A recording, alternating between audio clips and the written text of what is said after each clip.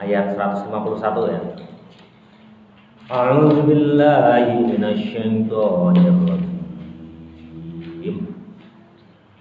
Kama arsalna fiikum rusulan minkum yatlu 'alaikum ayatina wa yuzakkikum wa yu'allimukumul kitab wal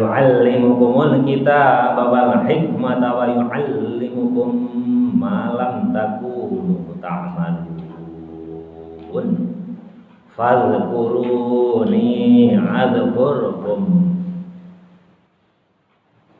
wala takfurun washkuruli fadhkuruni adzkurkum washkuruli wala takfurun.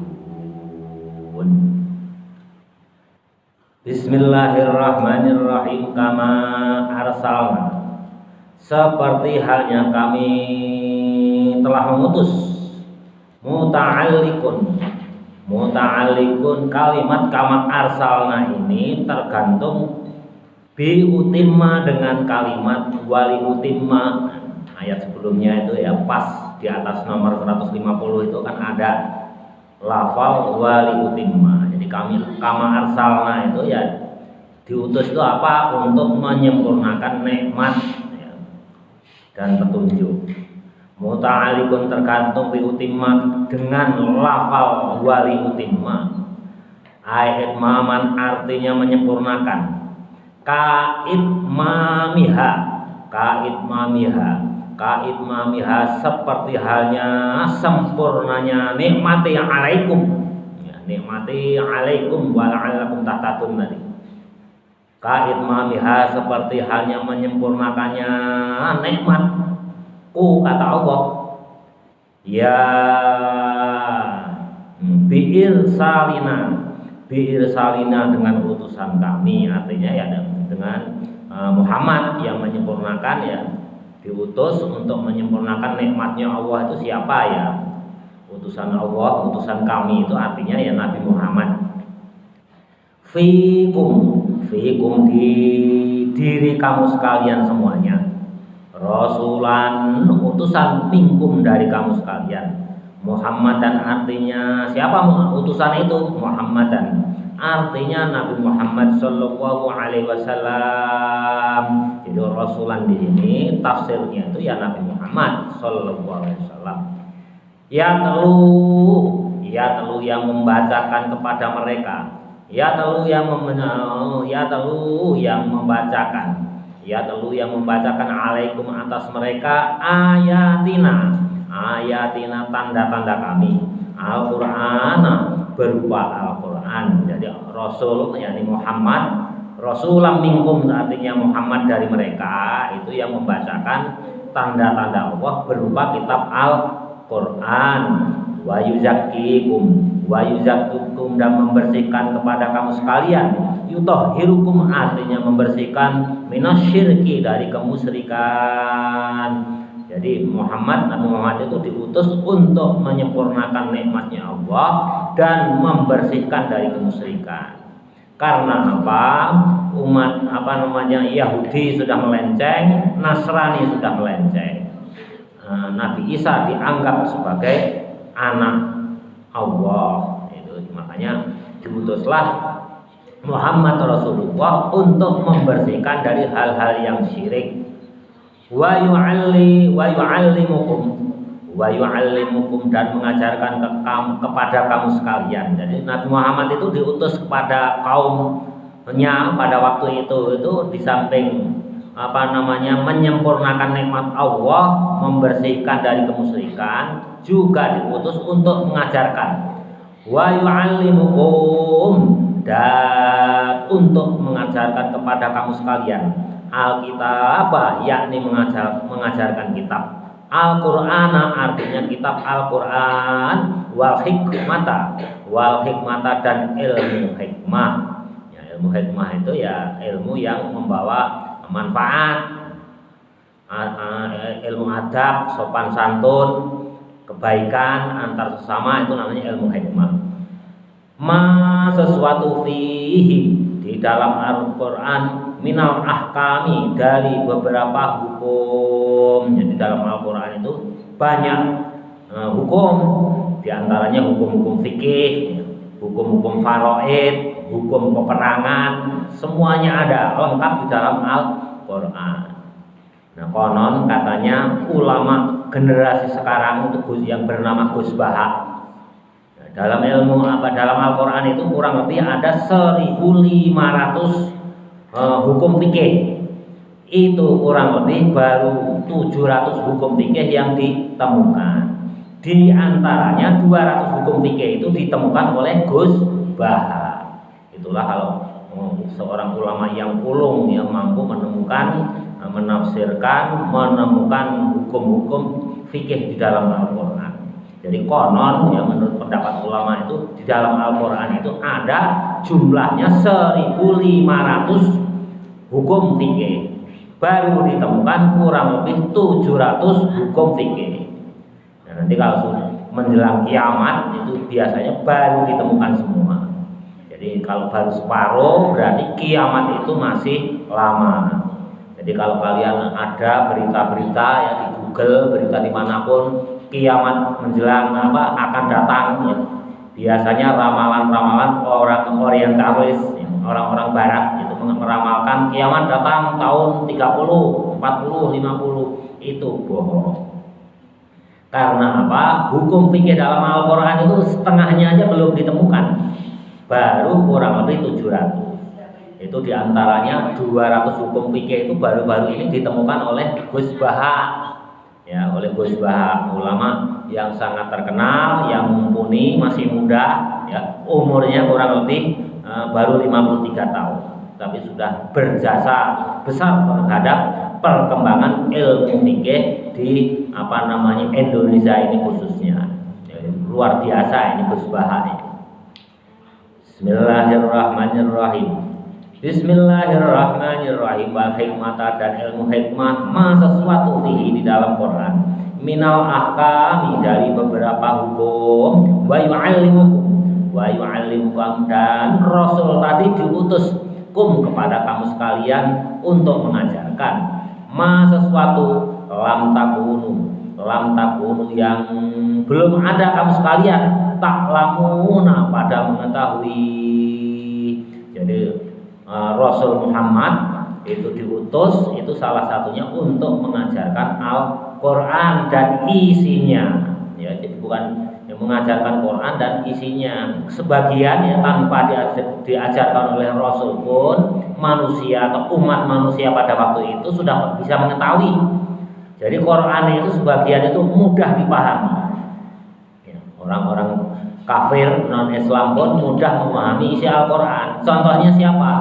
Umar Ibnul Khattab, ya, seorang preman zaman jahiliyah. Itu kan masuk Islam karena mendengarkan lantunan Al-Quran, ya, surat Toha ayat 1-5. Toha Ar-Rahmanu Ashistawa itu. Nah, begitu mendengar ayat Toha ayat 1-5 itu langsung masuk Islam Umar itu. Berarti apa? Berarti Quran itu mudah untuk dipahami. Tapi sebagian juga harus digali secara mendalam. Ya. Buktinya ya, konon menurut jumhur ulama berpendapat dalam Al-Quran itu ada kurang lebih 1.500 hukum fikih, baru ditemukan 700 hukum fikih. Di antaranya ya 100 lebih itu ditemukan oleh Gus Baha. Bismillahirrahmanirrahim. Bismillahirrahmanirrahim. Fadhkuruni adzkurkum washkuruli wala takfurun. Fadhkuruni, maka ingatlah kamu sekalian kepadaku. Ini ya mutakalim, ini itu ya mutakalim itu pengganti dhamir ana, ya, kembalinya kepada Allah. Fadhkuru, maka kamu sekalian ingatlah nih kepadaku. Bisolati, ingat kepada Allah itu bagaimana sih? Menurut Imam Suyuti ini ditafsirkan ingat kepada Allah itu bisolati, dengan melakukan sholat, wa tasbihi, dan membaca tasbih, wa nahwihi, dan sejenisnya. Sejenisnya baca tasbih itu apa? Ya tahlil, zikir, ya tasbih, tahlil, alhamdulillah, astagfirullah, kalimat-kalimat thayyibah. Itu maksudnya wa nahwihi dan sejenisnya. Jadi bukan hanya orang ingat pada Allah itu hanya tasbih, zikir dan lain sebagainya, tapi harus juga dilengkapi dengan sholat. Sholat itu salah satu zikir kepada Allah. Kalau sudah kita itu ingat kepada Allah, kata Allah bagaimana?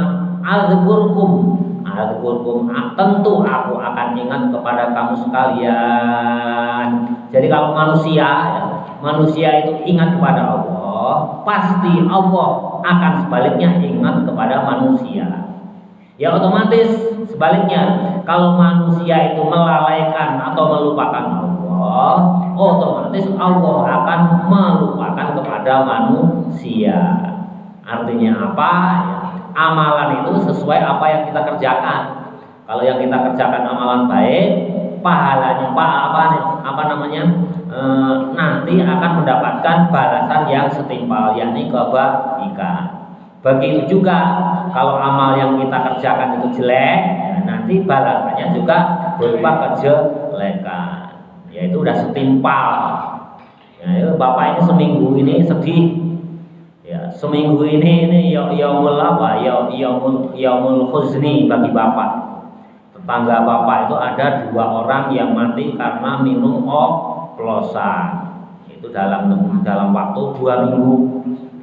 2 minggu terjadi kepada 4 manusia, yang 2 lewat, artinya mati, yang 1 buta, yang 1 sehat lagi. Itu justru dengkotnya yang sehat.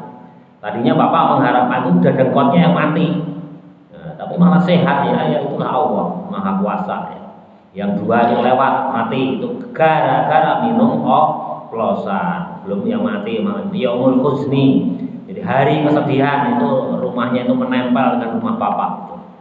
Nah, itu. Jadi kalau jelek, tapi ya kalau menurut Gus Baha, orang yang mati minum oplosan kalau kita diminta kesaksian, ya itu orang baik enggak? Kita wajib menjawab itu orang baik atau jelek. Menurut Gus Baha, kita wajib menjawab itu orang baik. Ya. Orang mati minum oplosan. Kalau kalian misalkan kan biasanya mayat sebelum dimakamkan itu kan dimintai saksi yang hadir itu. Orang ini baik atau jelek? Kalian menjawab apa? Baik. Ayo, padahal matinya karena oplosan. Ayo. Nah, itu menurut Gus Baha itu salah satu yang ditemukan ya ilmu oleh Gus Baha dalam Al-Qur'an. Itu ya ini. Kalau ada selama ini kan setiap orang mati ya menjelang dimakamkan ditanya punya hutang enggak, ini orang ini baik atau jelek, buruk. Kalau orang mati karena oplosan, misalkan kalian dimintai saksi, udah jelas-jelas itu mati oplosan, itu kalian menjawabnya baik atau jelek? Jelek. Nah, kalau menurut akal sehat kan jelek. Tapi menurut fatwa Gus Baha berdasarkan ilmu fikih yang digali dari Al-Qur'an, itu ada 2 pendapat. Kalau ulama besar ya mending nggak hadir. Jadi kalau ada pertanyaan ini si fulan ini baik atau jelek, nggak menjawab. Orang-orang umum tetap wajib hadir karena fardu kifayah. Ya. Nanti menjawabnya termasuk orang yang baik. Kira-kira baiknya di mana? Udah jelas matinya oplosan, matinya lagi main judi, atau matinya karena membunuh orang. Udah jelas dia jahat, tapi kok dikatakan baik. Baiknya di mana? Ayo. Nah, inilah ulama yang bisa menjawab. Makanya Gus Baha beliau menjelaskan secara gamblang. Iya baik, karena di mana letak kebaikannya?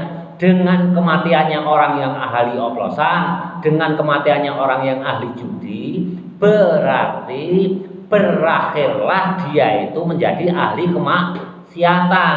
Itulah letak baiknya. Berarti kan berhenti maksiatnya. Nah, berarti kalau berhenti dari maksiat hukumnya apa? Baik. Nah, makanya wajib. Jadi tetap ya orang-orang umum, tapi bagi ulama, ya, apalagi ulama besar, itu dianjurkan menurut Gus Baha itu dilarang untuk hadir. Kalau jelas-jelas orang itu matinya karena jahat.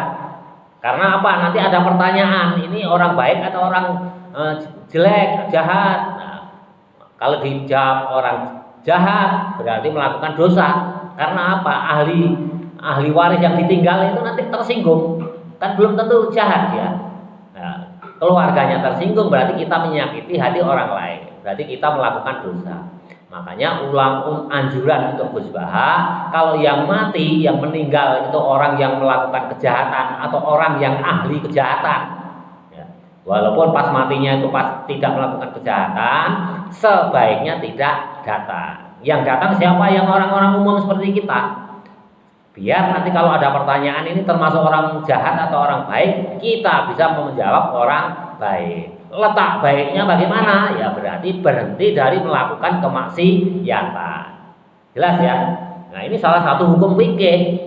Hukum fikih, karena hukum fikih itu ya memang rumit ya, ruwet, berkembang berdasarkan situasi dan kondisi. Li muqtadul hal au li muqtadul maqam. Itu istilah dalam ilmu usul fikih itu.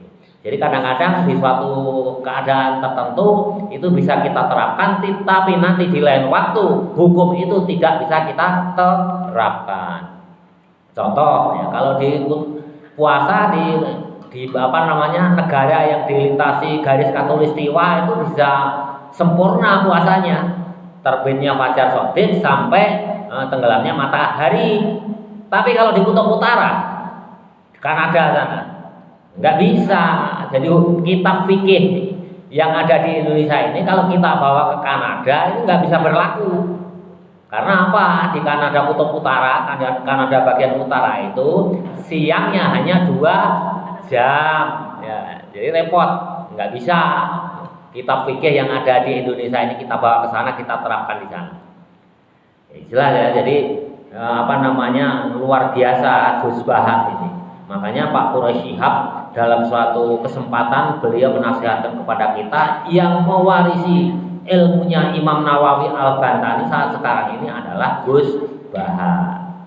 Bismillahirrahmanirrahim. Makanya beruntung bagi Bapak itu walaupun hanya 2 jam ya untuk ingat-ingatan pernah ngaji langsung, ikut ngaji langsung kepada Gus Baha. Jadi Bapak ini sanatnya kuat. Jadi Bapak ini murid tulennya Gus Baha walaupun hanya 2 jam. Zaman Nabi itu disebut sahabat itu walaupun nggak pernah ikut ngaji, asal pernah ketemu Nabi itu disebut sahabat. Apalagi pernah ikut ngaji, ya berarti Bapak itu ya terserah. Nah, mungkin Gus Baha nggak mengakui Bapak ini sebagai muridnya, tapi faktanya walaupun hanya 2 jam Bapak pernah ikut ngaji langsung kepada Gus Baha. Ya mudah-mudahan nanti menjadi syafaat ulama besar. Bismillahirrahmanirrahim. Jadi setiap yang kita lakukan nanti akan dibalas oleh Allah sesuai apa yang kita lakukan. Kalau kalian selalu ingat kepada Allah, fadhkuruni azkurkum, kata Allah. Aku akan selalu ingat kepada kamu sekalian. Kalau kalian ingat kepadaku, kata Allah, aku akan selalu ingat kepada kamu sekalian. Kila dikatakan maknanya fadhkuruni azkurkum tadi menurut Imam Suyuti ujazikum, akan dibalas kepada kamu sekalian sesuai yang kamu amalkan. Wa fil hadisi, dan di dalam hadis anillahi dari Allah. Jadi hadis ini dari Allah artinya apa? Hadis qudsi. Jadi Allah mengajak bicara secara langsung kepada Nabi Muhammad. Jadi bicara secara langsung, ya, tidak melalui malaikat Jibril. Wa fil hadisi, dan dalam satu hadis anillahi dari Allah Ta'ala, artinya hadis qudsi. Man zakaroni, man utawi sapane wong, zakaroni kang eling sapa wong ni marang ingsun Allah fi nafsihi, dalam awak dhewe man, dalam awak dhewe man, zakartuhu yakti, bakal inget ingsun hu marang man. Nah, kalau di Jawa gitu Bapak bisa, bukannya nggak bisa ya. Lebih lengkap, tapi kalian enggak. Tapi kalau kalian nanti pesantren di Manon Jaya atau di Tasik ya kayak gitu. Ya kayak gitu. Man utawi sapane wong, man ini menjadi mubtada. Zakaroni kang eling sapa, zakaroni kang eling sapa man ing ingsun. Fi nafsihi ing dalem awak dhewe man. Zakartu zakartu mongko eling ingsun hu marang man fi nafsi ing dalem awak dhewe ne man wa man lan utawi sapane wong zakaroni kang eling marang ingsun sapa man fi malain ing dalem rombongan zakartu mongko bakal kelingan ingsun hu marang wong fi malain ing dalem rombongan khairun luwih becik min malaihi saking rombongan. Gitu ya. Ini kalau Bapak Haran dulu gitu, makanya Bapak dituntut untuk membahasa Indonesia kan ya cukup berat juga. Tidak semua kiai bisa ya, tapi ya Bapak bisa, bahasa Jawa bisa, bahasa Indonesia bisa, bahasa Sunda juga insya Allah bisa, nggak lancar. Ini ingat ini berikutnya ini luar biasa, ini hadis qudsi ini luar biasa. Ini jangan ngantuk. Man bagi orang zakaroni yang ingat kepadaku siapa? Allah maksudnya. Man orang zakaroni yang ingat kepadaku kata Allah fi nafsihi di dalam dirinya orang man zakartu maka aku Allah akan ingat hu kepada man fi nafsi di dalam dirinya man waman dan orang. Nah, ini ingat ini orang yang suka membid'ahkan tahlil atau wiridan secara berjamaah, inilah dalil yang sangat sahih. Ini hadisnya hadis qudsi, bukan hanya hadis Nabi lagi. Hanya yang bisa mengalahkan hanya Quran aja ini. Bicaranya Allah pada langsung Nabi Muhammad. Bapak ulang, ini dalil yang paling kuat tentang tahlilan atau zikir berjamaah. Jadi kalau ada orang menentang zikir berjamaah atau istighosah zikir berjamaah setelah sholat, ya ini dalilnya. Kalau kita dalil Bapak tunjukin. Man orang zakaroni yang ingat kepadaku, padaku Allah maksudnya fi nafsihi di dalam diri man zakartu maka aku akan ingat hu kepada man yang ingat kepadaku fi nafsi di dalam dirinya. Waman dan orang zakaroni zakafi nafsihi fi nafsi dalam dirinya itu maksudnya ya sendirian. Zakartu maka aku akan ingat kepada man fi nafsi di dalam diriku sendirian. Jadi kalau kalian ingat kepada Allah sendirian, maka Allah juga akan ingat kepadamu sendirian. Itu fi nafsi. Zakartu aku Allah akan ingat hu pada man fi nafsi sendirian. Waman dan orang zakaroni yang ingat kepadaku kata Allah fi malain di dalam rombongan. Nah ini jamaah. Waman dan orang zakaroni yang ingat kepadaku Allah fi malain dalam rombongan. Zakartu maka aku Allah akan ingat hu kepada orang yang ingat dengan berjamaah dengan rombongan. Fi malain dalam rombongan khairun lebih baik min malaihi dari rombongannya orang. Jadi zikir berjamaah itu dalilnya sangat sahih sekali. Berupa apa? Hadis qudsi. Jadi kalau kalian ingat pada Allah sendiri dalam sholat tahajud, maka Allah juga akan ingat kepadamu secara sendiri. Tapi kalau kalian itu ingat kepada Allah secara rombongan, artinya berjamaah, Allah juga akan ingat kepada kalian secara berjamaah. Artinya apa? Artinya akan diumumkan kepada para malaikat. Tuh hambaku itu lagi zikir kepadaku secara berjamaah. Hei malaikat Jibril, Mikail, Israfil, tuh ingat tuh, lihat itu.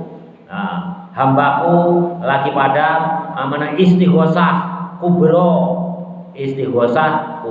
secara rombongan. Tuh malaikat Jibril, si Kolbi, Zida, Lokman itu lagi zikir secara berjamaah habis sholat asar. Itu apa? Dalam hadis qudsi fi malain di dalam zikir rombongan khairun lebih baik. Itu lebih baik. Jadi lebih baik zikir secara berjamaah itu ternyata lebih baik. Dalilnya apa? Dalilnya hadis qudsi. Kenapa ya? Rasul itu nggak melakukan? Ya pernah Rasul juga melakukan. Seseringnya Rasul itu secara apa namanya zikir khofi atau pelan-pelan. Tapi sekali-kali juga keras. Tapi di hadis qudsi jelas ada redaksinya bahwa zikir secara rombongan itu lebih baik dibandingkan dengan zikir secara sendiri-sendiri. Sudah jelas, nggak bisa dibantah lagi. Jadi kalau ada apa namanya paham ya, ada paham tuh bid'ah zikir secara berjamaah ya, justru dia itu hukum bid'ah itu kembali kepada dirinya yang membid'ahkan zikir secara berjamaah. Ya ini menafsirkannya bagaimana? Nggak usah ditafsirkan, udah jelas bahwa zikir sendiri-sendiri, zikir secara berjamaah lebih baik dibandingkan dengan zikir secara sendiri-sendiri. Bismillahirrahmanirrahim. Jadi kalian jangan terbawa arus ya. Biasa ini paham Wahabi. Wahabi ini memang biang kerok. Beberapa minggu yang lalu terjadi lagi dia menghujat seorang ulama ahli sunnah ya dari Tangerang. Dia ahli tasawuf dihujat, katanya bid'ah ini itu ya. Ya kalau nggak setuju nggak sependapat udah lebih baik diam. Ya. Beliau juga seorang doktor ahli tasawuf. Ya akhirnya apa? Akhirnya NU dan Muhammadiyah turun gunung gebuk kembali kepada Wahabi. Ya ini orang yang nggak toleran, yang nggak tasamuh, tawazun. Udah jelas di Quran ada tasamuh, ada tawazun, ada takdil, ada mudarroh, ya, kasih sayang, toleran, tasamuh. Dia nggak toleran, menyesatkan, bahkan mengkafirkan, mensiahkan. Ya inilah kalau nggak kapok-kapoknya ya, tidak kapok-kapoknya ini Wahabi ini. Hanya sekaligus dua organisasi besar NU dan Muhammadiyah itu turun gunung menegur mazhab Wahabi. Ya, Wahabi ini kadang-kadang ya menjengkelkan. Dia ngakunya mazhabnya Ahlus Sunnah wal Jamaah. Tapi kelakuannya tidak menggambarkan Ahlus Sunnah wal Jamaah. Kalau Ahlus Sunnah wal Jamaah itu beda pendapat nggak apa-apa, boleh ru'yah. Tapi tidak saling menyalahkan. Itu ciri mazhab Ahlus Sunnah wal Jamaah. Kalau masih saling menyalahkan, itu berarti bukan ahli Sunnah wal Jamaah. Kalau ada yang nggak setuju, ya undang, adakan mujadalah, musyawarah, debat, diskusi di forum ilmiah. Kalau buku dibalas dengan buku, forum ilmiah dibalas dengan forum ilmiah. Ya, itu kalau Ahlus Sunnah itu. Bukannya wah dijelek-jelekan ini itu. Bismillahirrahmanirrahim. Ini Bapak perlu sampaikan ini biar nanti yang mendengar bukan hanya kalian aja yang mendengarkan juga ya. Yang mazhab Wahabi ya itu apa namanya berhenti itu membid'ahkan sesama umat Islam. Harusnya saling mendukung, saling menguatkan. Kalau enggak ada yang sependapat ya ajak diskusi di forum ilmiah. Ayo Abidar ngantuk kecapean ya. Bismillahirrahmanirrahim. Bismillahirrahmanirrahim. Jadi kesimpulannya zikir rombongan, zikir jamaah itu hukumnya lebih baik dibandingkan dengan zikir sendiri-sendiri. Kata siapa? Kata Allah melalui hadis qudsi ini. Fadhkuruni azkurkum waskuruli wala takfurun. Dijelaskan melalui hadis qudsi, man dzakaroni fi nafsihi dzakartuhu fi nafsi wa man dzakaroni fi mala'in dzakartuhu fi mala'in khairun min mala'ihi. Itu hadis qudsinya. Jadi nggak bisa dibantah lagi. Kalau udah orang mau membantah lagi berarti udah apa? Udah nurus tunjung lah. Udah dikasih dalilnya ada enggak ini hadis qudsi. Masih tanya lagi dalil. Bismillahirrahmanirrahim. Waskuruli waskuruli, waskuru dan bersyukurlah kamu sekalian li kepadaku. Artinya apa? Nikmati akan nikmatku. Nah, syukur kepada nikmat Allah. Caranya bagaimana? Bito'ati dengan taat. Artinya taat itu apa? Melaksanakan semua perintahnya Allah, menjauhi semua larangannya Allah. Itulah namanya syukur menurut Imam Nawawi. Jadi bukan syukuran kenduri, memberikan masakan yang enak, itu bukan. Kalau menurut Imam Suyuti itu syukur itu yakni taat kepada Allah, melaksanakan semua perintah Allah, menjauhi semua larangan Allah. Sedangkan kalau syukur, tasyakuran, kita memberikan hidangan, ya itu tahadus bin nikmat, yaitu syukur juga, sedekah. Paling enggak masuk hukum sedekah. Tapi kalau masuk hukum syukur menurut tafsir Jalalain ini belum masuk orang yang bersyukur. Karena menurut tafsir Jalalain bersyukur itu taat kepada Allah. Waskuru dan syukurlah kamu sekalian li kepadamu, nikmati akan nikmatku. Bito'atin dengan taat. Taat itu kan melaksanakan semua perintah, menjauhi semua larangan, itu disebut taat. Wala takfuru dan janganlah kalian semuanya kufur nih kepadaku. Nah itu ya kata mutakalimnya buang. Aslinya itu wala takfuruni, ada ya matinya itu di belakang nun itu. Makanya kadang-kadang ya namanya keindahan sastra itu kadang-kadang menyalahi hukum. Kalau ini menyalahi hukum nahwu. Kalau hukum nahwu yang benar ya wala takfuruni, ada ya mutakalimnya, ya matinya. Tapi untuk keindahan Quran, lafal Quran, ya mutakalimnya dibuang. Makanya wala takfurun. Seandainya ya mutakalimnya tetap ditulis, itu wakofnya agak kesulitan.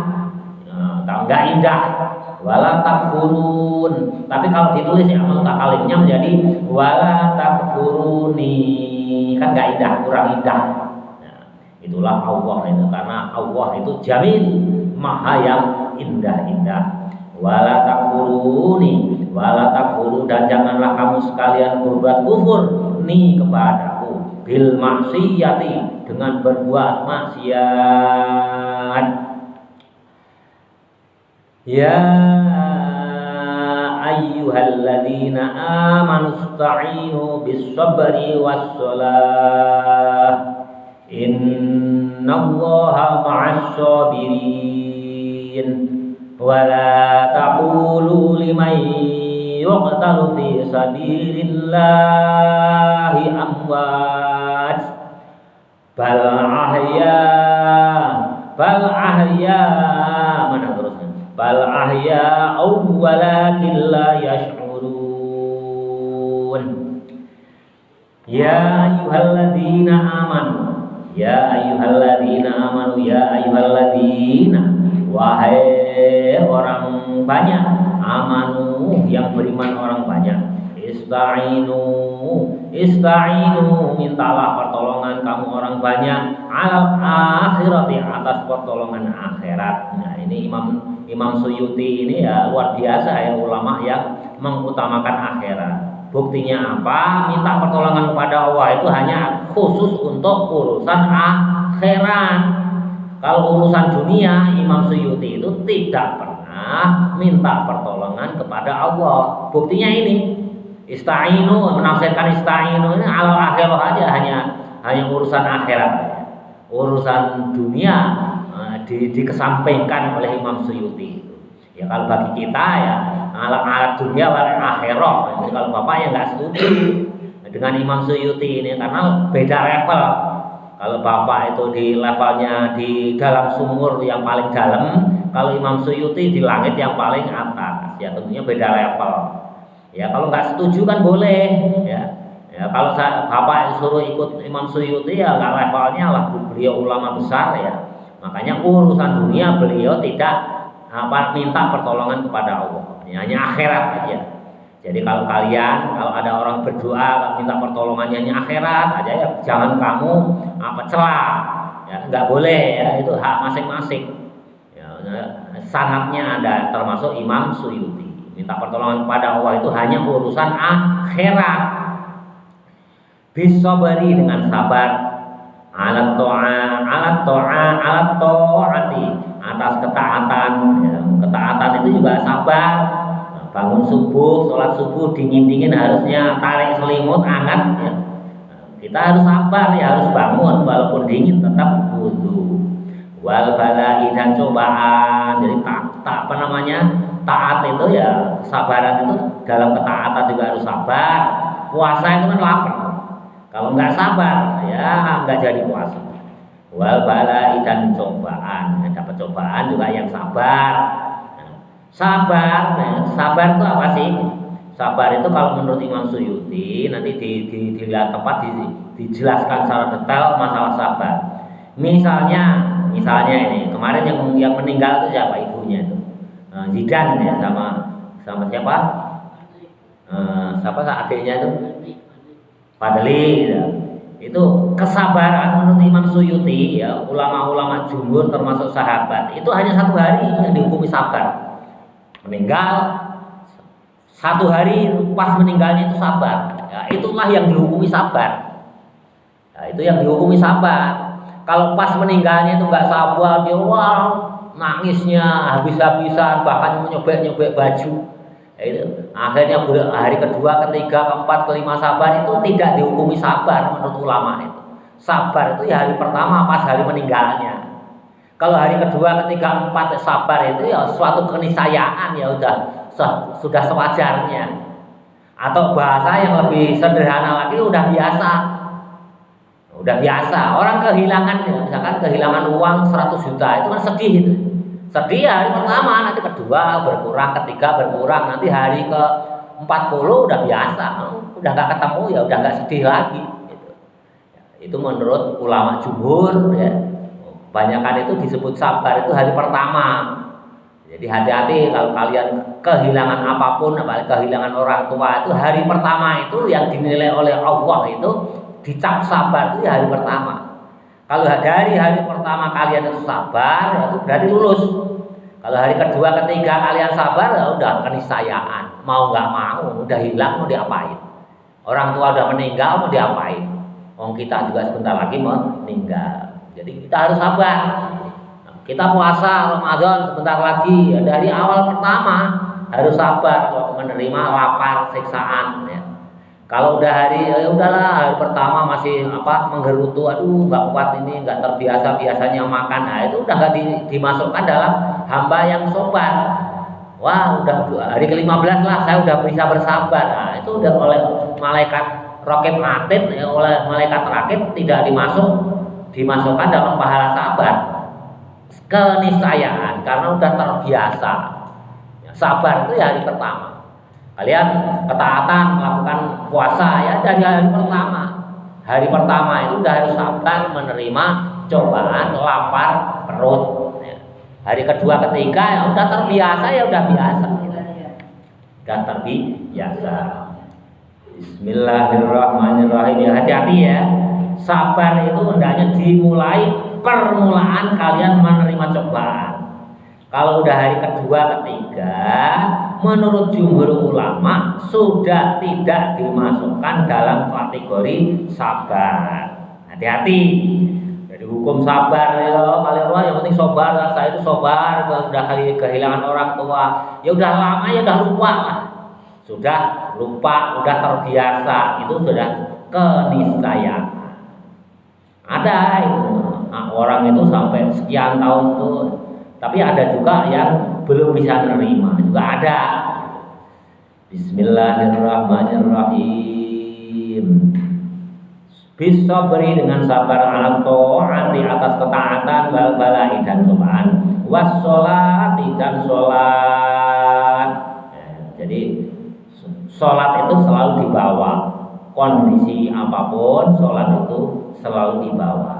Kalau kalian diberikan cobaan meninggalkan sholat walaupun kalian sabar, nah itu malaikat Raqib tidak memasukkan kategori kalian itu termasuk hamba yang sabar. Karena apa? Tidak wassolat, tidak melakukan sholat. Jadi taat, sholat, sabar dalam perilaku, sholat tidak ditinggal. Biasanya kan gitu ya, orang udah dapat ditinggal mati kekasihnya atau pacarnya ya, atau orang yang dicintainya, itu dia nggak bisa sabar tapi meninggalkan sholat, ya itu tidak termasuk orang yang sobar. Karena di apa? Di sini bis sobri was sholat menjadi satu kesatuan. Khossoha yang dikhususkan, khossoha yang dikhususkan bidzikri, dengan disebut litakarruri, untuk diulang-ulang, terhadap apa namanya, hanya kemana ini, litakarruri karena untuk diulang-ulang, wasta'inu bisabri wassalah tadi. Jadi zikir wasta'inu bisabri wassalah itu selalu diulang-ulang. Itu tujuannya apa? Wa idzomiha, untuk mengagungkan Allah. Innallaha, sesungguhnya Allah, as-sabirina, selalu bersama-sama orang yang sabar. Ya, jelas ya, sabar itu dalam ketaatan juga sabar, dalam menerima cobaan juga sabar. Tapi sholat tidak boleh ditinggal. Nah, biasanya orang itu ya, bapak itu punya tetangga, kalau rezekinya banyak, kalau rezekinya longgar, itu justru meninggalkan sholat. Tapi kalau rezekinya lagi seret, itu sholatnya rajin. Nah, sekarang lagi ini rezekinya seret, sudah 2 minggu ini bapak perhatikan selalu masjid, selalu jamaah. Nanti kalau rezekinya longgar, lupa akan sholat. Itu bukan termasuk orang yang sabar ya. Di posisi skala apapun ya, skala apapun ya, itu ya harus sholat itu harus selalu diikutkan. Artinya apa? Tidak boleh ditinggalkan. Itu baru disebut orang yang sabar. Bismillahirrahmanirrahim. Bil'auni, dengan memberikan pertolongan. Jadi maksudnya Allah bersama orang-orang yang sabar, itu Allah selalu memberikan pertolongan kepada orang yang sabar atau sabar. Itu selalu, itu janji Allah. Oh, saya sudah sabar, tapi kok Allah belum memberikan pertolongan? Ya introspeksi, muhasabah diri. Barangkali kesabaran kita itu masih salah ya, masih salah. Kayak tadi, saya sekarang sabar, ditinggal orang tua, ditinggal kekayaan, ya sabarnya udah lama. Kenapa nggak dari hari pertama? Kalau sabarnya udah lama hari pertama enggak, menurut jumhur ulama itu tidak dimasukkan dalam kategori sabar. Bagaimana cara memperbaikinya? Ya sholat tobat. Barangkali sabar kita itu salah. Ya, sabar itu ada tekniknya, ya ada tekniknya. Dari hari pertama itu ada. Terus bapak itu punya tetangga itu. Ya, kalau banyak duitnya, lagi punya kerjaan, lalai meninggalkan sholat. Kalau lagi nggak punya uang, rajin melaksanakan sholat, bahkan sholat berjamaah pun tidak pernah ketinggalan. Itu bukan termasuk orang yang sabar. Bismillahirrahmanirrahim. Kalau soalnya janji Allah itu innallaha ma'as-sabirin, itu artinya apa? Allah akan selalu memberikan pertolongan kepada orang yang sabar. Itu sudah pasti. Toh seandainya kita merasa sudah sabar, kok pertolongan Allah belum ada, berarti sabar kita ada yang salah. Ya, introspeksi diri, muhasabah diri, meneliti kepada diri sendiri. Bismillahirrahmanirrahim. Wala taqulu, dan janganlah kalian semuanya mengucapkan, dan janganlah kamu orang banyak mengucapkan liman kepada orang. Jadi kalian itu jangan mengucapkan liman kepada orang yuktalu yang terbunuh, fi sabilillah, di jalan Allah. Hum, mereka orang yang terbunuh di jalan Allah, amwatun, itu mati. Jadi kalau kalian ada orang yang mati karena di jalan Allah, jangan sekali-kali kalian menyebut orang itu mati. Kata siapa? Kata Allah, ini Qur'annya. Wala taqulu liman, kalian jangan menyebut kepada orang yuktalu, yang terbunuh fi sabilillah, di jalan Allah, amwatun, itu mati. Contoh misalnya ada si fulan sedang berdiri di samping tembok. Nah, tiba-tiba temboknya rubuh, itu termasuk fi sabilillah, orang yang mati di jalan Allah itu. Ya, itu salah satu kategorinya itu. Apalagi orang yang mati di medan perang, atau ulama yang meninggal lagi mengajar. Ya, orang mengajar atau ulama kiai yang selalu kerjaannya hanya ngajar ngaji, mati. Nah, itu matinya mati syahid ya, di jalan Allah. Nah, kalian sekali-kali tidak boleh menyebut dia itu mati. Menyebutnya apa? Kalau Gus Bah tuntunannya ila rafiqil a'la, dia menghadap kepada Allah Subhanahu wa taala. Rafiqil a'la, ila rafiq itu kan bertemu ya. Taufik walidayah, rafiq ya, bertemu ya, menghadap pada Allah taala. Jadi jangan sekali-kali menyebut mati. Kata siapa? Kata Quran. Makanya dalam bahasa pesantren ada istilah bahasa yang tidak layak tapi dibudayakan, yakni ajal. Pintarnya ulama itu begitu. Padahal itu enggak peruntukannya. Ajal itu untuk waktu. Ya, untuk waktu. Tidak akan bisa dipercepat atau diperlambat bila ajalnya, waktunya mati.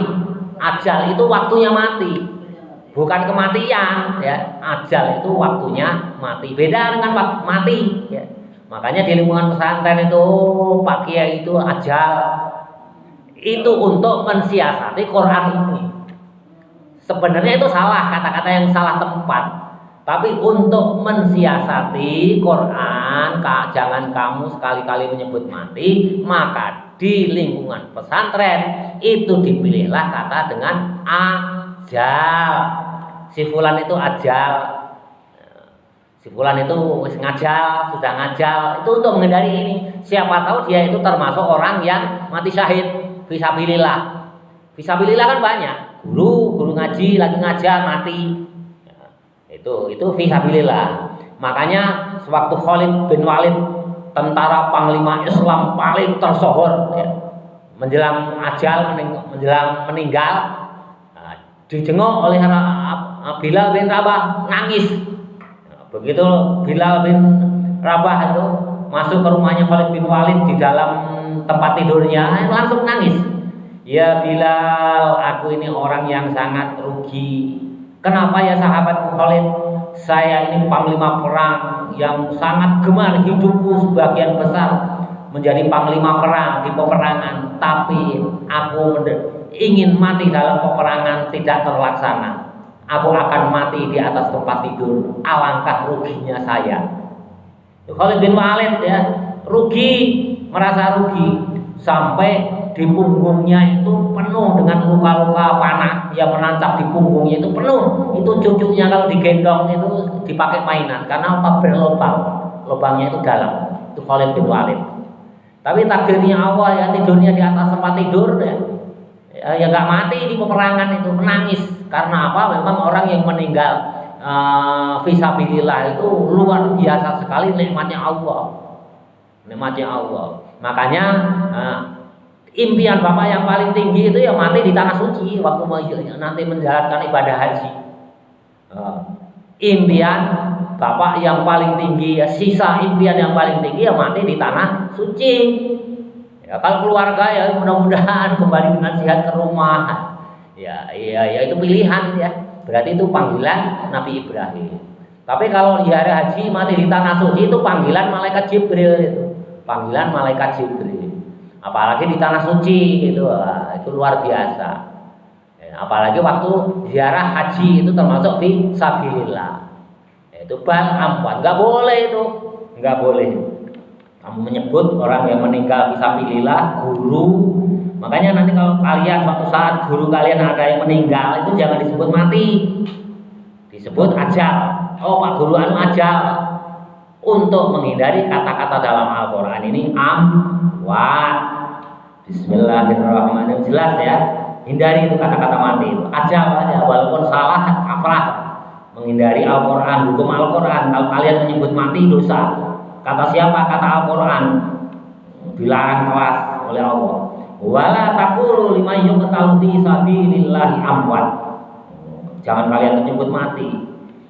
Bal akan tetapi hendaklah kalian menyebut hum kepada mereka yang mati di jalan Allah ahyaun, tetap hidup, arwahuhum, arwahnya orang yang mati di jalan Allah, fi hawasili di tempat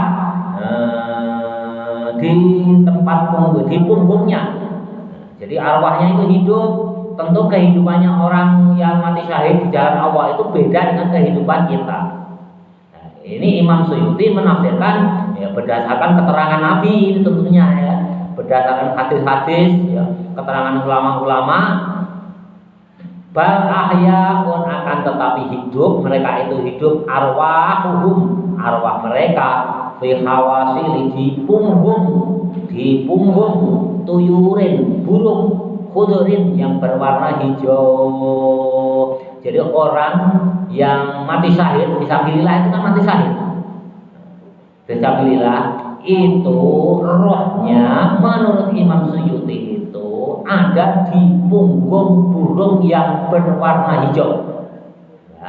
Fi hawasili, di atas punggungnya tuyurin, burung khudurin yang berwarna hijau.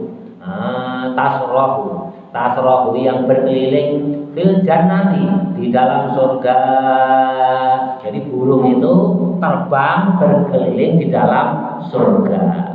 Sedangkan orang yang mati biasa itu ada di alam barzah, di alam kubur, di alam penantian yang masih lama sekali. Orang mati syahid, itu menurut Imam Suyuti menafsirkan, ini jumhur ulama, kebanyakan ulama ya persis sama menafsirkan dengan Imam Suyuti ini. Itu di atas punggungnya burung yang berwarna hijau yang keliling di dalam surga, terbang keliling-keliling di dalam surga. Allah sejuk gitu. Bismillahirrahmanirrahim, bil jannah, di dalam surga. Haitsu saat di mana burung itu berkehendak. Li hadisin, di dalam hadis, bidzalika yang demikian itu. Dasarnya Imam Suyuti menafsirkan ini dari hadis Nabi. Jadi hadis Nabi memberikan penjelasan memang orang yang mati syahid itu ya nanti arwahnya di atas punggung burung yang berwarna hijau yang selalu keliling-keliling di dalam surga. Kira-kira lebih nikmat mana dibandingkan dengan dibekam di dalam alam kubur? Ya enak yang orang mati syahid. Orang yang mati syahid itu apa sih? Orang yang lagi sholat, ya, orang yang mati tenggelam, orang yang mati kebakaran, orang yang mati kerobohan bangunan. Itu kalau yang umum, yang ecek-ecek ya, itu nanti masih bisa diperdebatkan. Dia kerobohan tembok, kenapa sebabnya masih diteliti. Tapi kalau lagi sholat, nggak bisa dibantah lagi. Kalau lagi perang, fisabilillah, nggak bisa dibantah lagi. Kalau lagi ziarah haji, tidak bisa dibantah lagi. Jadi mati syahid pun ada kelas-kelasnya ya. Orang yang mati tenggelam itu juga mati syahid fisabilillah. Tapi ya tenggelamnya bagaimana dulu? Nah, nanti kalau fisabilillah mati syahid itu ya diteliti dulu. Kalau di tenggelamnya lagi pacaran ya tidak termasuk mati syahid. Kalau tenggelamnya lagi berbuat maksiat ya tidak mati syahid. Tenggelamnya kalau lagi cari pasir untuk menghidupi anak istrinya, nah itu baru mati syahid. Ya, masih diteliti. Lagi ngajar, ya Pak Guru selama statusnya masih melekat pada guru, kalau meninggal kalian jangan sekali-kali menyebut mati. Siapa tahu tetap sebutan guru itu melekat pada beliau. Pas waktu itu dia meninggal, tetap fi sabilillah. Nanti arwahnya di punggung burung warna hijau keliling-keliling di dalam surga. Kata siapa? Kata hadis Nabi. Imam Suyuti ini memetik dari hadis Nabi ini. Hanya hadisnya tidak sampaikan secara detail. Hadisnya pasti ada. Ya, hadisnya pasti ada. Nanti di Sahih Bukhari kalian buka bab mati. Ya. Nah, itu ada di sana. Ya, ada. Bismillahirrahmanirrahim. Jadi jangan sekali-kali menyebut ya. Kalau orang umum boleh lah. Pejabat boleh kali menyebut mati. Tapi kalau ke guru, apalagi guru agama, jangan sekali-kali menyebut mati. Yang paling aman apalagi ajal. Udah ajal. Kalau wafat itu ya untuk ulama lah wafat. Wafat itu kelas di atas lagi. Walaupun ajal itu salah, kaprah ya. Tapi lebih tepatlah daripada meninggal atau mati. Kalau meninggal itu kan terjemahan dari mati ya. Dan mati. Yang paling aman ya ajal aja, udah ajal. Kecuali kalau orang umum bukan guru ya, apa? Oh mati itu biasa. Bahasa Quran memang mati. Bismillahirrahmanirrahim. Walakin dan akan tetapinya la tasyuruna, kamu semua itu tidak merasa. Jadi kalian itu tidak bisa merasakan ya, karena apa ya, beliau yang mati syahid keliling-keliling bersama burung berwarna hijau di surga, kalian masih ada di dunia. Beda alam tentunya tidak bisa merasakan. Walakin dan akan tetapinya la tasyurun, kamu sekalian tidak bisa merasakan. Ta'lamuna artinya mengetahui ma sesuatu hum kepada mereka yang mati syahid fihi di dalam surga. Walanabluwannakum bisyai'im minal khawfi wal ju'i wa naqsim minal amwal wal anfusi was samarat wa basyiris sabirin. Bismillahirrahmanirrahim. Walanabluwannakum dan demi Allah yakti bakal nguji. Kalau di pesantren gitu, lana ini lam qasam. Walanabluwannakum dan sungguh-sungguh Allah bakal nguji kamu sekalian. Gitu. Dan sungguh-sungguh Allah bakal nguji kepada kamu sekalian bisain dengan sesuatu minal khaufi dari rasa takut, lil adowi karena musuh. Ini kata Quran, kata Allah. Allah itu pasti akan menguji kepada kamu sekalian dengan rasa takut. Terutama apa? Lil adowi, menurut Imam Suyuti itu takut kepada musuh. Ya, kalau kalian nggak mempunyai rasa takut kepada musuh ya berarti Islam kalian barangkali belum sempurna. Harus introspeksi. Karena apa? Ya negara Islam ini sekarang lagi diacak-acak oleh negara Amerika dan kroni-kroninya. Ya, kemarin negara Suriah itu udah kalah, presidennya kabur. Nah, sekarang yang berkuasa itu dulu mantan panglima ISIS yang sudah tobat katanya. Ya, bingung ya, Bapak dengerinnya aja udah pusing ya. Dulu panglima ISIS katanya udah tobat. Sekarang jadi moderat katanya. Kita buktikan aja. Sekarang berlomba-lomba ya, Israel nyerang, Amerika nyerang, Turki nyerang, Syria tercapek-capek yang notabene disebut dalam hadis dalam Quran. Negara Syam ya. Ibu kotanya Damaskus. Makanya itu diuji pada rasa takut ya, bahwa khawatir ini Syria ya. Nanti negara Syria, negara Syam ini akan menjadi apa? Sekarang menjadi rebutan 4 negara. Iran 5 negara. Amerika, Turki, Israel, Iran dan Rusia berebut ladang minyak di sana. Ya. Berebut ladang minyak. Entah nanti nasibnya bagaimana ya, kita berdoa aja. Semoga Ahlus Sunnah wal Jamaah masih tetap memegang teguh di negara Damaskus yang disebutkan di dalam Al-Quran dan Al-Hadis. Sekarang lagi hancur lebur. Jadi hancur lebur. Bismillahirrahmanirrahim. Jadi diuji ya, kita semuanya diuji rasa sedih dari musuh, wal ju'i dan dari kelaparan. Al-Qahti artinya kelaparan. Ya, kelaparan kadang-kadang itu kita khawatir. Diuji dengan kelaparan, diuji dengan puasa, kelaparan. Nah, di Indonesia ini kan stunting ya. Orang yang kekurangan gizi ini kan masih banyak sekali. Makanya programnya Pak Prabowo mulai tanggal 6 Januari kemarin itu ada makan bergizi khususnya untuk anak-anak SD. Itu dalam rangka memberantas stunting atau orang anak yang kekurangan gizi.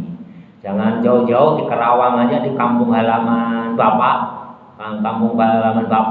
itu banyak, bukan hanya banyak sekali orang yang kekurangan gizi. Termasuk kemarin ya, beberapa bulan yang lalu itu termasuk cucu Bapak itu, cucu Bu Haji itu juga stunting itu. Ya, stunting kekurangan gizi padahal anaknya orang berada, tapi ibunya tidak tahu akan ilmu gizi, akhirnya masuk dalam golongan stunting. Itu ada tuh, pernah cucu Bu Haji itu ya stunting itu. Tapi alhamdulillah sekarang udah lewat itu karena ketidaktahuan ibu rumah tangga terhadap gizi ya. Makanya kalian ya santri itu terutama neng itu ilmu gizi itu kalian itu bukan hanya orang yang miskin aja, orang yang kaya berada aja stunting itu terjadi di Indonesia ya. Cucu Bapak itu pernah ada itu ya yang di Jawa sana. Itu kemarin 6 bulan yang lalu tergolong masuk dalam golongan yang stunting atau anak yang kekurangan gizi. Kelaparan itu diuji. Bismillahirrahmanirrahim. Wa naqsin dan kekurangan minal amwali dari harta. Diuji kekurangan harta. Merasa kurang terus hartanya itu. Padahal hartanya udah banyak, ditumpuk hartanya itu. Itu ada orang udah kaya raya itu kekurangan terus. Mobil juga udah baru, rumah udah 3, 4 tapi masih kekurangan terus. Nah, memang di Qur'annya begitu. Jadi minal khawfi diuji. Lana baluwannakum bisyai'in minal khawfi wal ju'i wa naqsin minal amwal. Kekurangan harta.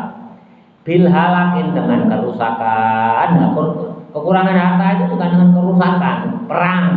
Israel itu udah habis ludes. Nggak ada bangunan itu, tinggal 5% yang utuh. 95%-nya di Palestina itu udah hancur lebur. Itu diuji dengan kekurangan harta. Termasuk kekurangan itu ya bukan hanya miskin, tapi kerusakan karena perang atau bencana. Bencana seperti tsunami di Aceh itu.